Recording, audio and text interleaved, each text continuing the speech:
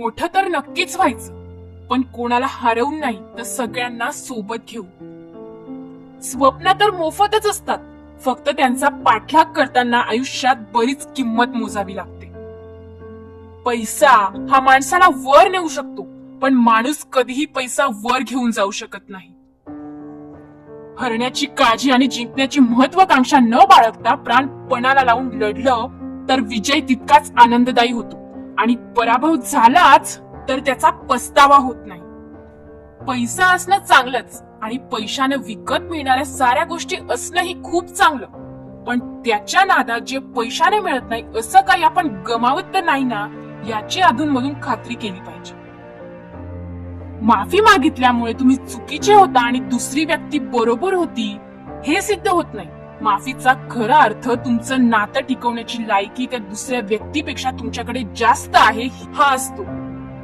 परिस्थिती बदलली की माणसं बदलतात। आपली कोण परकी कोण सीमा स्पष्ट होतात, पण परिस्थिती बदलूनही जी माणसं बदलत नाहीत तीच माणसं फक्त मनापासून आपली असतात। चांगले दिवस येतील याची वाट पाहत बसू नका, चांगले दिवस आपल्या आयुष्यात खेचून आणा। तुटलेला विश्वास आणि निघून गेलेली वेळ कधीच परत येत नाही। वेळ आज चांगली आहे, उद्या चांगली येईल। वेळच तर आहे, बदलून तर नक्कीच जाईल।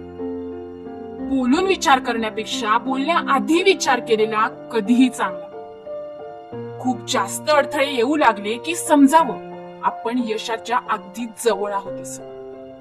स्वतःला असं तयार करा की तुमच्या विरोधकाला तुमचा पाय खेचण्याऐवजी तुमचा हात पकडून पुढे जाण्याची इच्छा निर्माण झाली पाहिजे।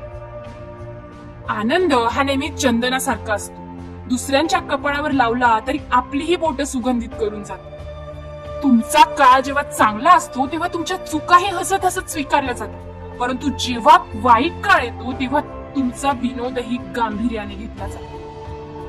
वाट बघणाऱ्याला फक्त तेवढंच मिळतं जेवढं प्रयत्न करणारे लोक सोडून देतात। कोणी तुमचा सन्मान करो अथवा न करो, तुम्ही तुमचे कर्तव्य करीत राहा। करोडो लोक झोपले असतात म्हणून सूर्य उगायचा कधी थांबत नाही। एक छोटासा विचार, स्वार्थ आणि मोठेपणा सोडला की आनंद घेता येतो आणि देताही येतो। आनंदासाठी काम कराल तर आनंद नाही मिळणार, पण आनंदाने काम कराल तर आनंद तर मिळेलच, पण त्यासोबत यशही मिळेल। जर तुम्ही पाहिलेले स्वप्न पूर्ण होत नसतील तर तुमच्या कामाची पद्धत बदला।